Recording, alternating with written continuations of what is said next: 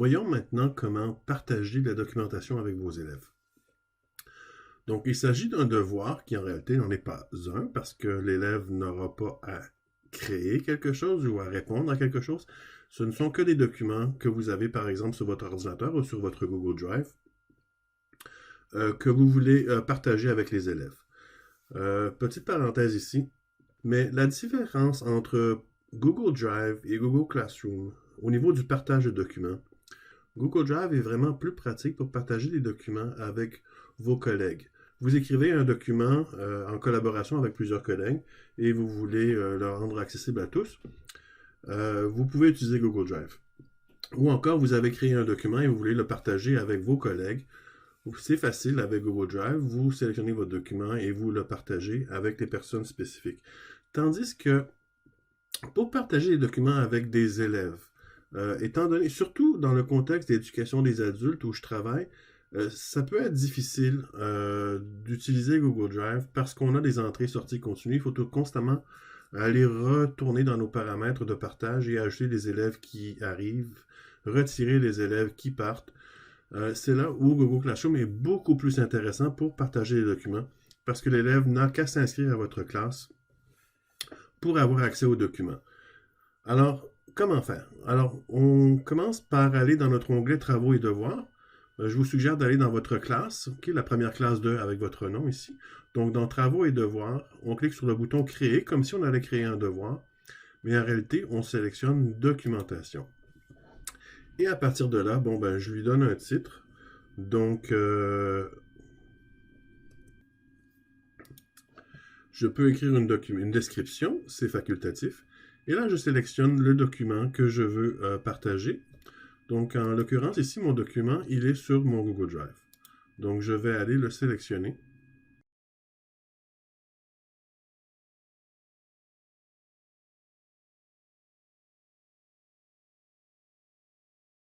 Il s'agit d'une situation qui s'appelle Cocher oui, cocher non, qui est faite pour le 5201. C'est une situation qui a été faite par Véronique Bernard de la CSSMI. Donc, je l'ai téléchargé de Alexandrie et je l'ai mis sur mon Google Drive. Alors, dans ce cas-ci, je veux le partager avec mes élèves. C'est tout ce que j'ai à faire. Puis là, je choisis évidemment, comme n'importe quel devoir, avec quelle classe je veux le partager, avec quels élèves je veux le partager. Les thèmes, je n'en ai pas créé encore, alors je vais laisser ça vide. Je clique simplement sur Publier. Et maintenant ici, mon document que je veux partager est dans ma liste de travaux et devoirs. Il est ici. Donc, tous les élèves qui sont présentement inscrits à ma classe ont accès à ce document.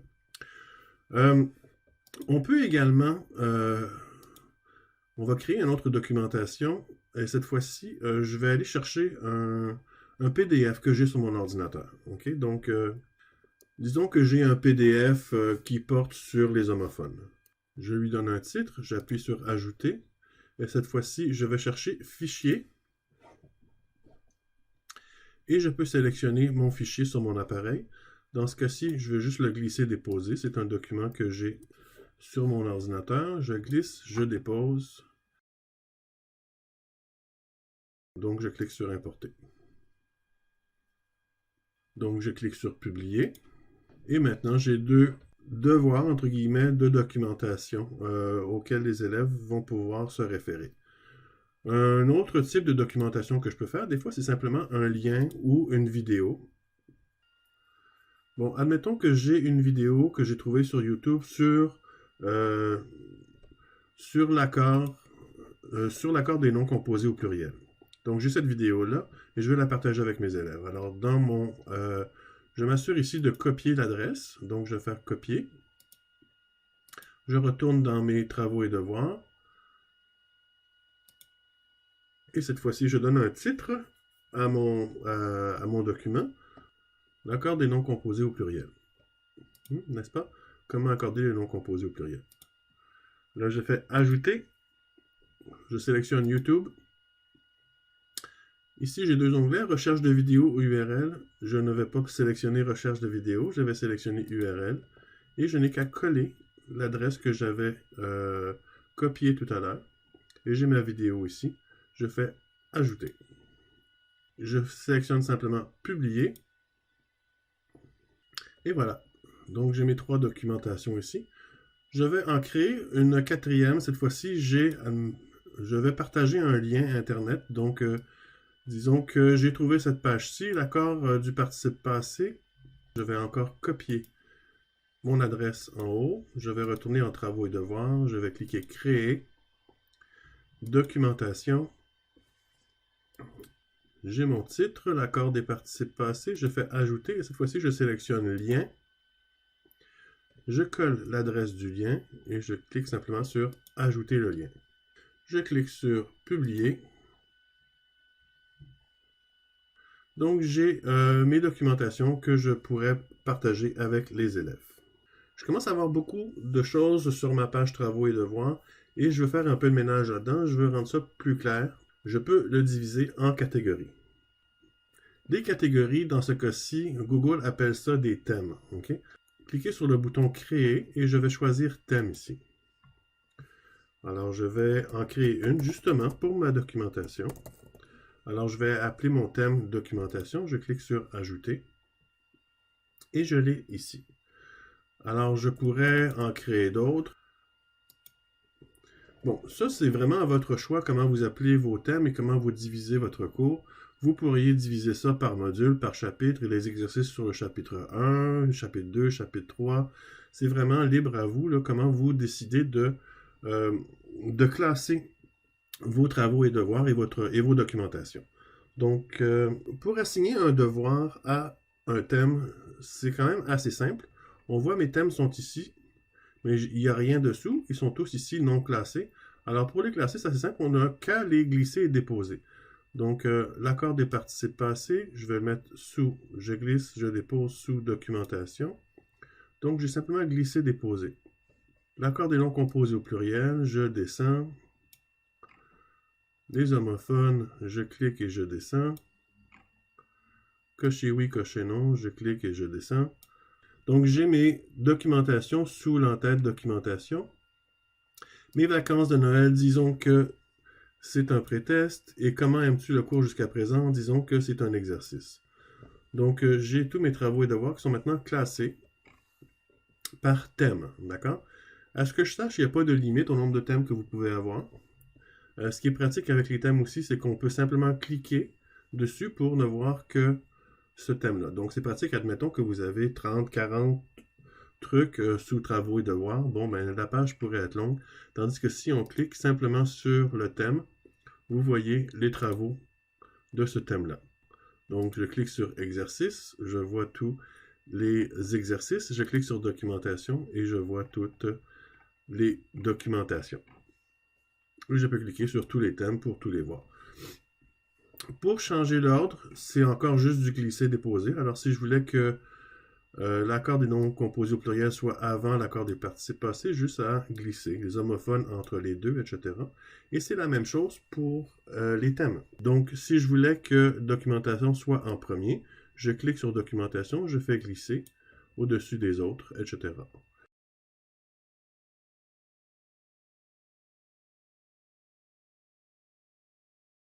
Un autre type de devoir, ce sont les formulaires. Donc, un formulaire, c'est finalement des questions et des réponses. Okay? Ce n'est pas un texte à écrire. Donc, il y a deux manières qu'on peut faire ça. On clique sur créer. On peut y aller avec un devoir habituel dans lequel on sélectionnerait un formulaire existant si vous en avez déjà créé un dans votre Google Drive. Cependant, si vous n'en avez pas déjà créé un et vous voulez le créer sur le champ, vous sélectionnez créer, puis après ça, vous faites simplement questionnaire. Alors, qu'est-ce qui se produit dans ce temps-là?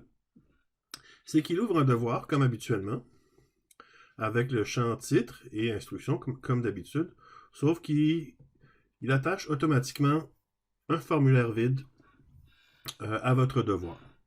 D'accord? Donc, on va faire ça. On va mettre un titre. On va écrire, mettons, mon premier questionnaire.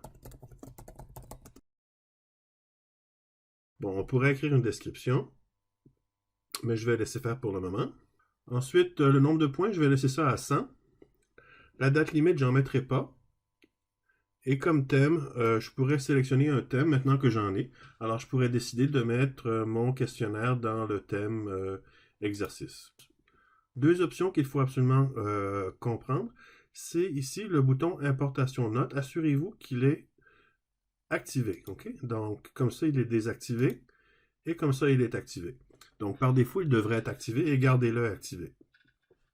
Ici, vous avez le mode verrouillé sur Chromebook. Ça peut être très pratique. Quand les élèves vont ouvrir le formulaire, ils ne pourront plus quitter le formulaire tant que le formulaire n'est pas terminé. Donc, ils ne pourront pas basculer vers une autre application.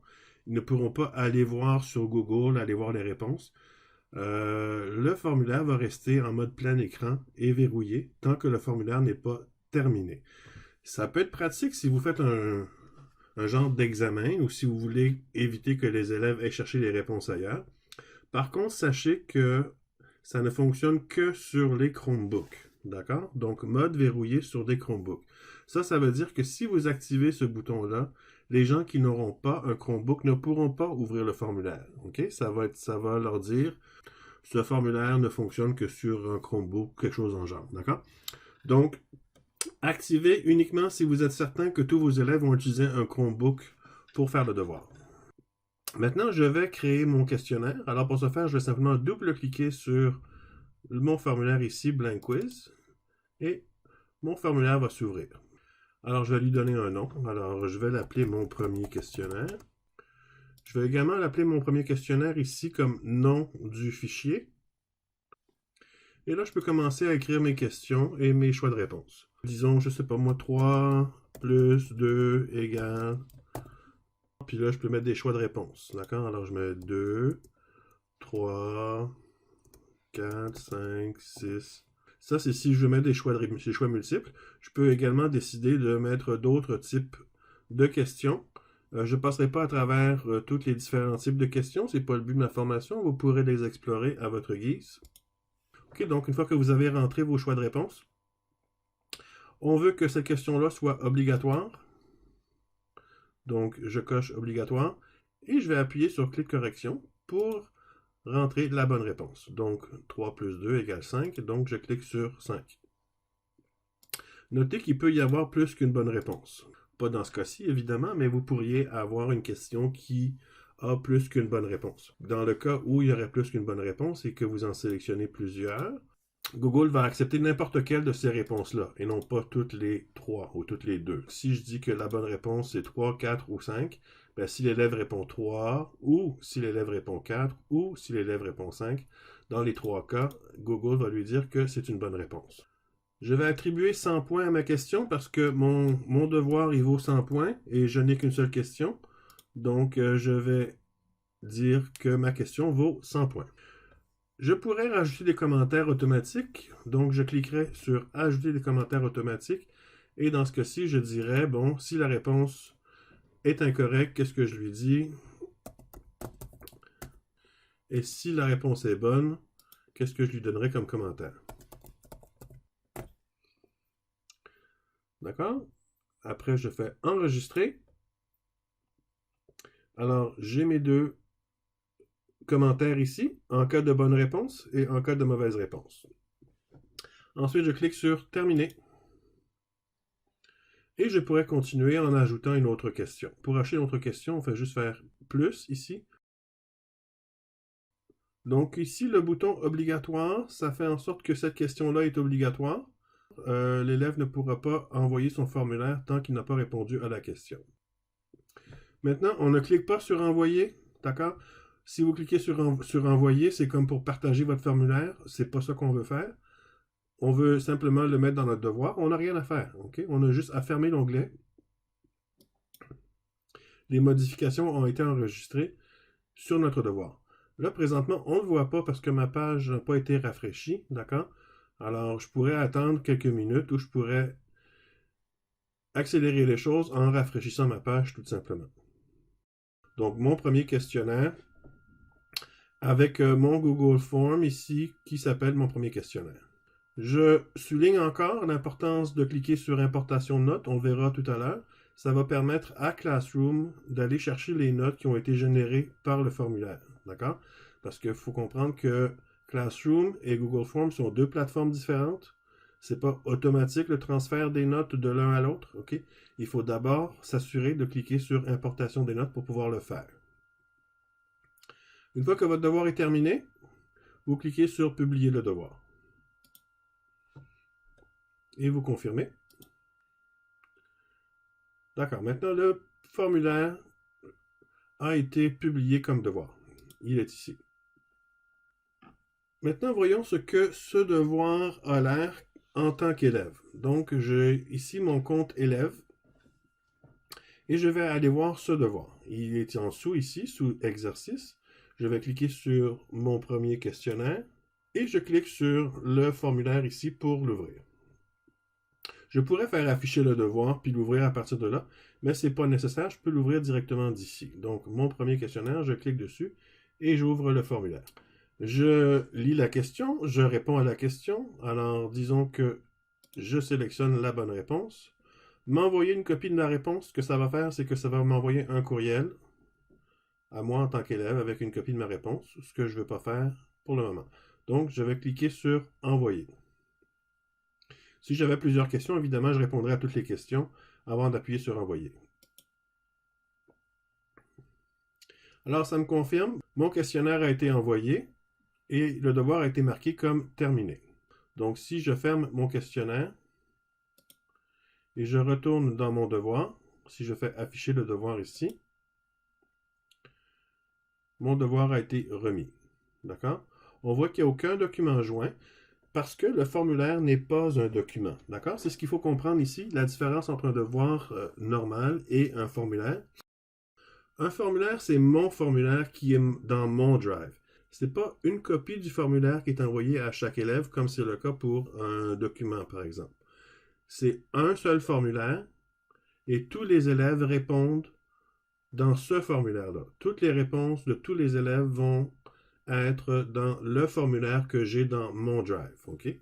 Donc, ce n'est pas un document que l'élève remet. L'élève a répondu au questionnaire. Maintenant, je vais retourner comme prof, aller voir la réponse de l'élève. D'accord? Donc, je vais corriger le devoir de mon élève dans le formulaire. Donc, je vais ouvrir mon premier questionnaire ici. Je vais cliquer sur « Afficher le devoir » et je vois qu'une élève l'a remis. Je pourrais aller voir les réponses, mais je vais aller faire ça tout à l'heure, mais je n'ai pas besoin d'aller voir les réponses.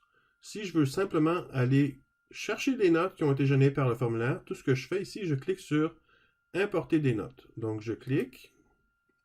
Ce que ça va faire, c'est que pour chaque élève qui a répondu au formulaire, pour chaque élève qui a remis le formulaire, il va aller chercher les notes qui sont dans le formulaire. Donc ici, je vois que Annie Marchand a eu 100%, parce qu'il est allé chercher les notes qu'il y avait dans le formulaire. Alors, j'ai pris connaissance de ça, je coche, et j'appuie sur « Rendre ». En appuyant sur « Rendre », ce que ça va faire, c'est que ça va enregistrer le résultat de 100% dans Classroom, et ça va envoyer le résultat à l'élève lui-même. Alors, ça me confirme, l'élève recevra une notification et pourra consulter la note que vous lui avez donnée. Je peux lui envoyer un commentaire privé si je voulais, et je clique sur « Rendre ». Maintenant, si je retourne à mon compte élève, je vois que le devoir a été noté et la note est affichée ici dans le compte de l'élève. Chose qui n'était pas là tout à l'heure avant que je clique sur « Rendre ». À présent, si je veux aller voir les réponses dans le questionnaire, c'est un peu différent d'un devoir normal. Je vais vous le montrer. Donc, j'ai mon devoir ici, je suis sur mon compte prof et j'ai le devoir de mon élève ici. En fait, j'ai le devoir, j'ai le questionnaire ici. Puis on voit que Annie Marchand l'a fait. Donc, je double-clique sur le questionnaire. Et en l'ouvrant, automatiquement, on est en mode comme si on répondait au questionnaire.